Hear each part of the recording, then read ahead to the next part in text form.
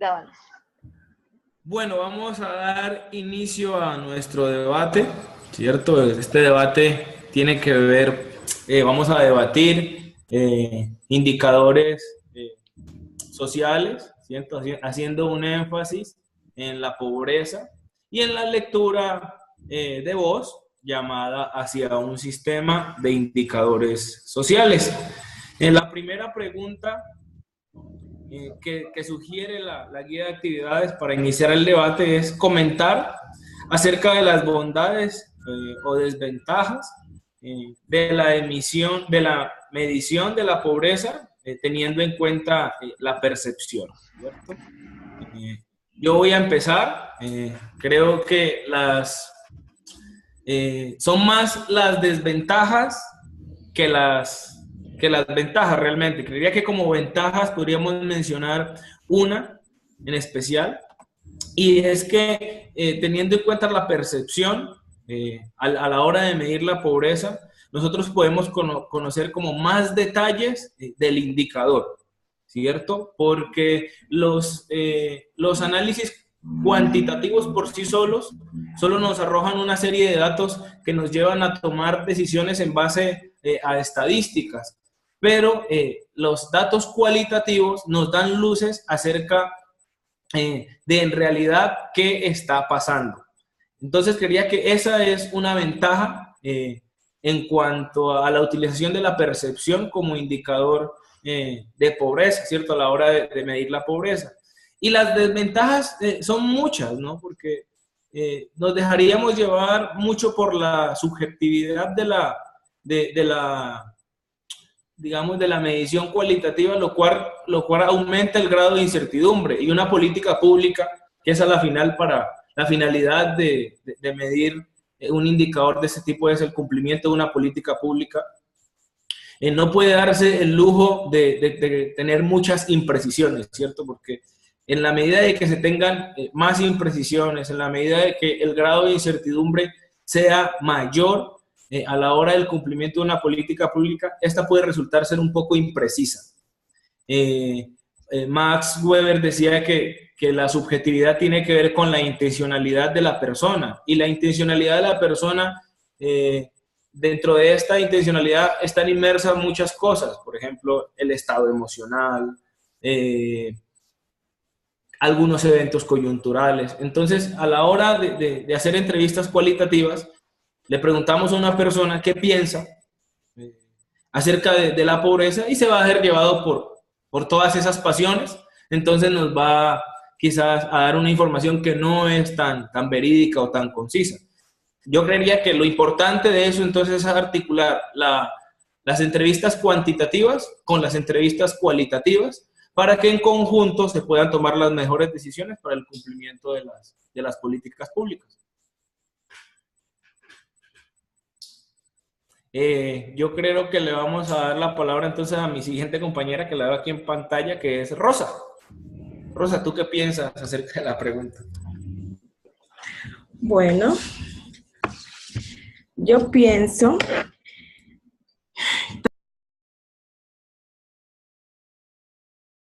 silenciamos.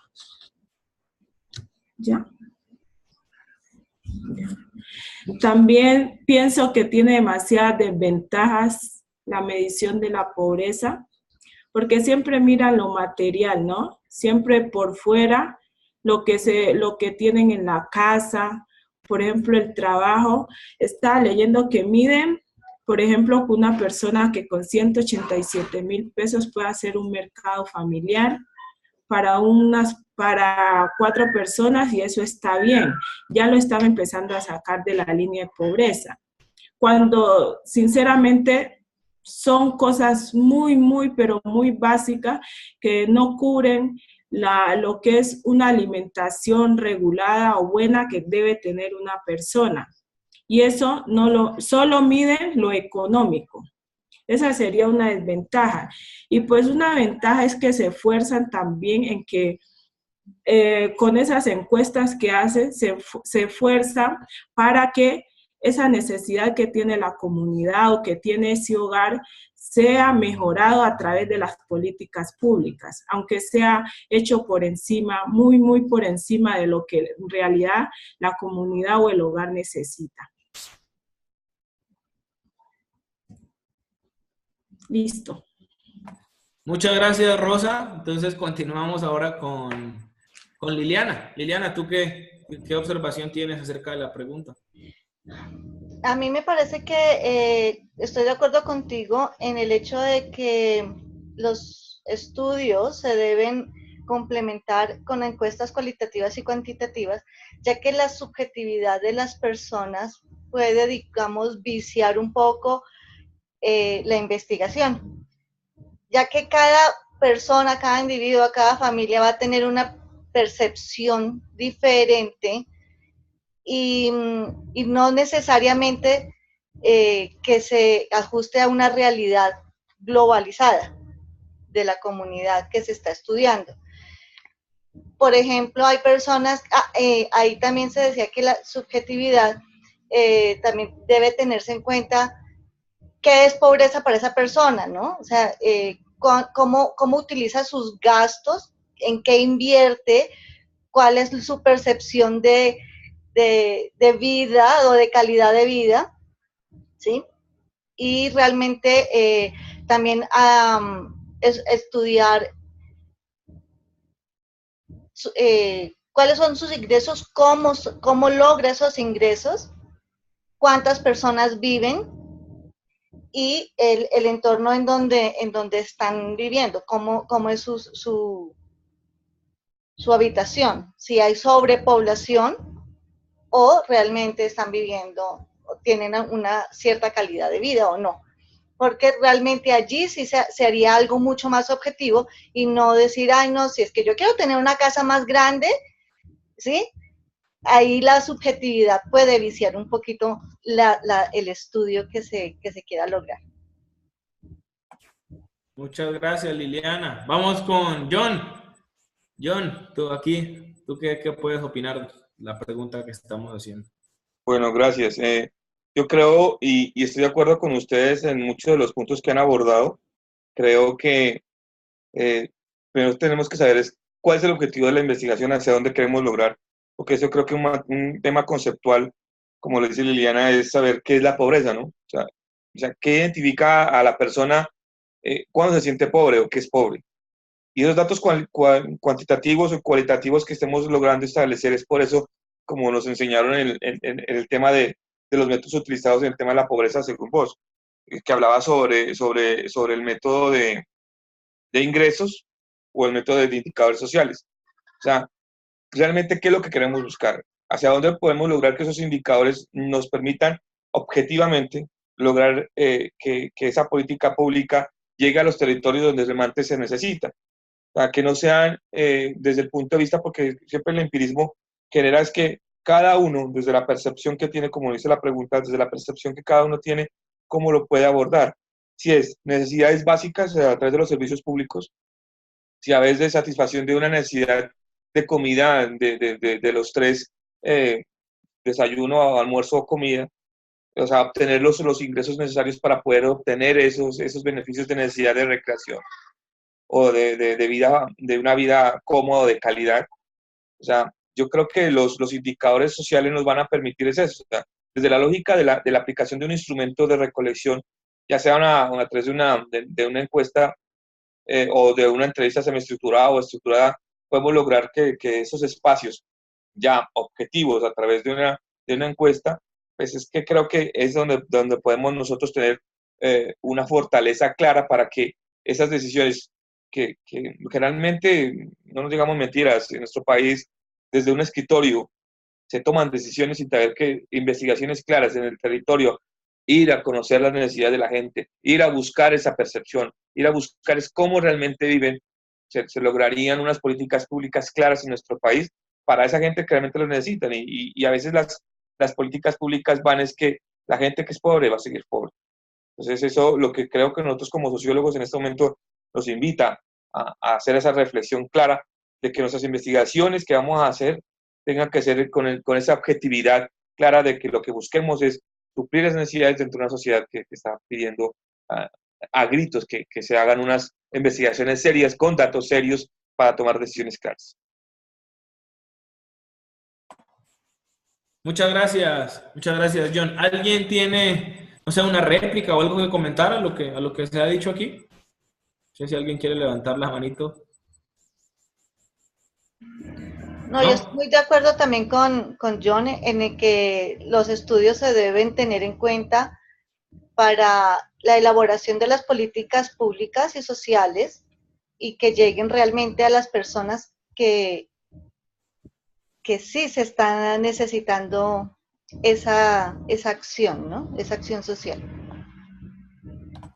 Y también lo que dice John, que las políticas públicas como que no logran que las personas en realidad salgan de la pobreza, sino que uno mira que esos programas siempre están en pro de que la persona haga un trabajo, pero siga en esa rutina siempre de un trabajo mínimo en asociaciones, pero no se ve en realidad el cambio que hay en su casa. Siempre está como un mínimo, con un sueldo mínimo para suplir necesidades básicas, pero no pasa de allí.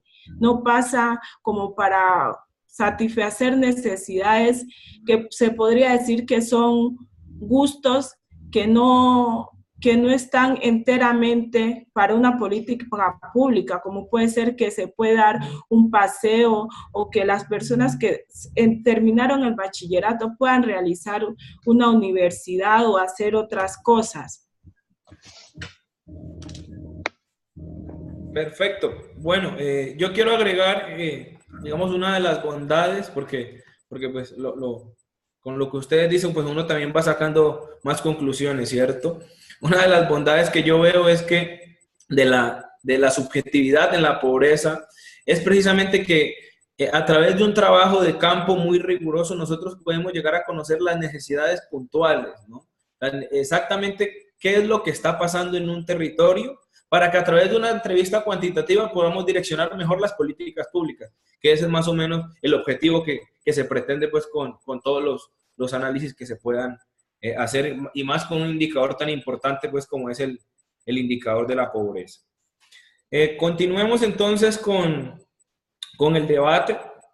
Vamos a responder la siguiente pregunta. La siguiente pregunta dice: ¿cuáles aspectos de la vida considera que deben ser objeto de medición obligada por parte de los países?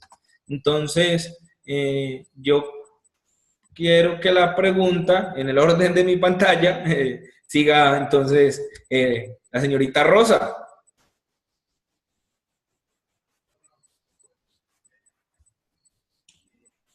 ¿Ya me escuchan? Perfecto. Bueno. Pues como dije, para ese tengo varios puntos. Por ejemplo, el bienestar psicológico.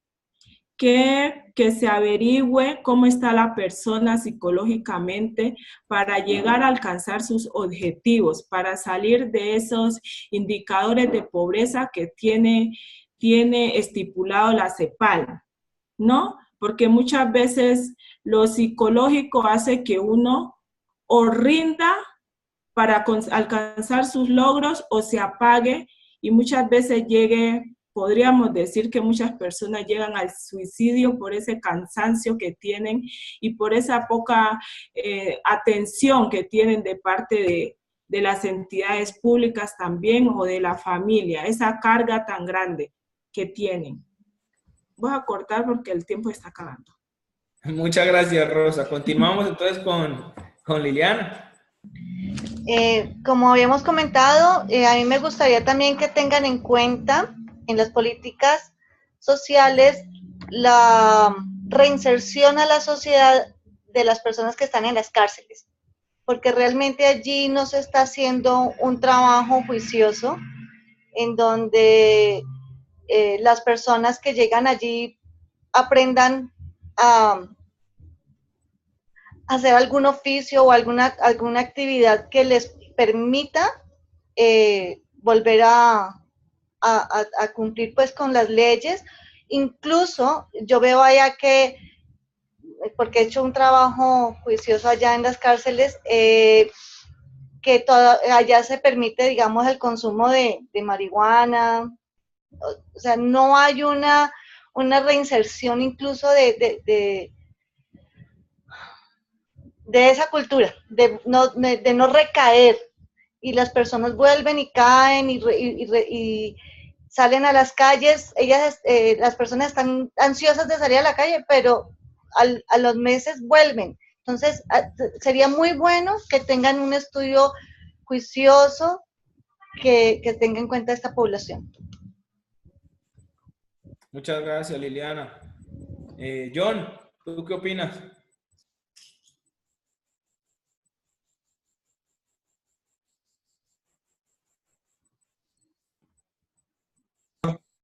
Ahora sí creo que me escuchan. Exacto, ahora sí. No, pues, es correlacionado con lo que dice la compañera Liliana, es frente a querer saber una medición frente a la perfilación de una persona que tiene actividad delincuencial o que tiene una carrera en la delincuencia. Por ejemplo, establecer edades, entre las edades, medición entre edades, por ejemplo, cuáles han sido los factores que inciden para que la persona se vuelva delincuente, cuáles son los registros reales para que esta persona pueda desarrollar esa motivación para generar el tema de la delincuencia. Si se puede clasificar entre edades, o sea, si entre los 10 y los 15 años la persona que quiere ser delincuente tiene esta situación o esta perfilación psicológica, o cuáles son los baluartes, por ejemplo, en el tema familiar, si genera familias disfuncionales. Esos es serie de aspectos que generalmente no se tienen en cuenta. Me gustaría empezar a conocerlo para que los países tengan una política clara realmente para resarcir esa evolución o esa generación de delincuentes, porque es ahí donde nosotros tenemos un déficit bastante notorio y creemos que las autoridades policiales, policivas o administrativas que generan la política pública no tienen una herramienta clara de medición que puedan generar realmente a dónde pueden atacar. Eso creo que es una buena alternativa para los países. Bueno, yo quiero cerrar, digamos, exponiendo dos aspectos que a mí me parecen fundamentales.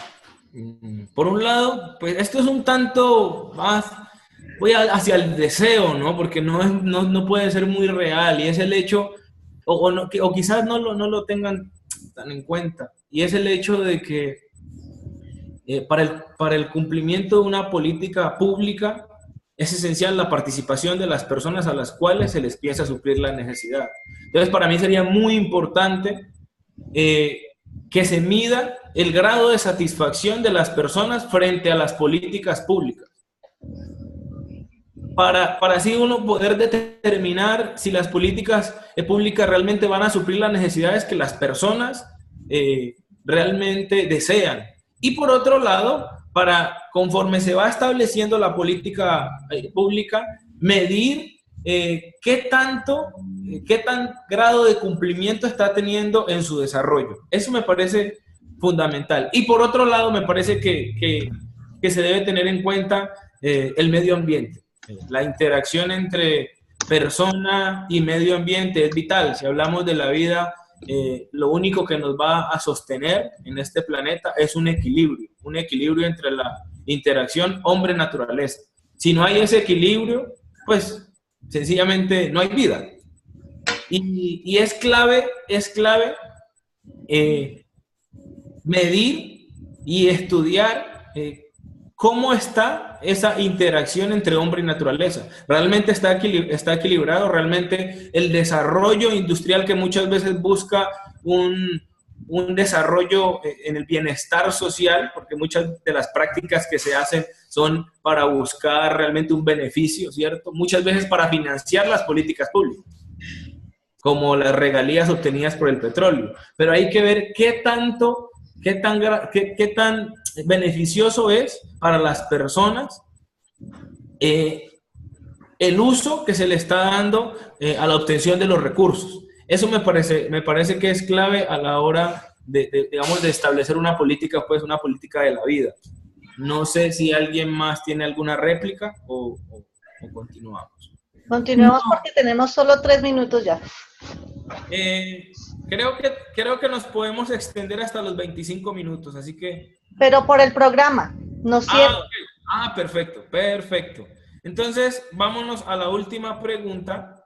Y la última pregunta dice, ¿cuál visión de desarrollo creen que plantea vos? ¿Y cuál es la visión de desarrollo que debería guiar un sistema de indicadores sociales en Colombia? Entonces, continuamos con John.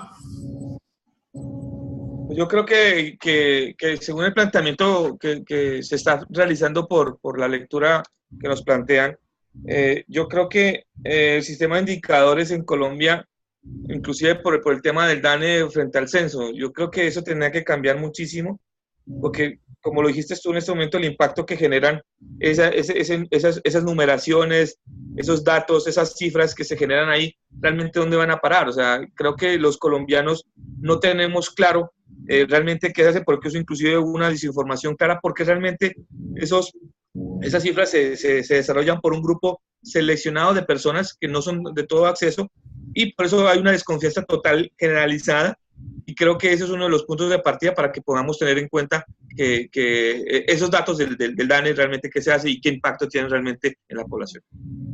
Ok. Rosa, sigamos contigo. Bueno,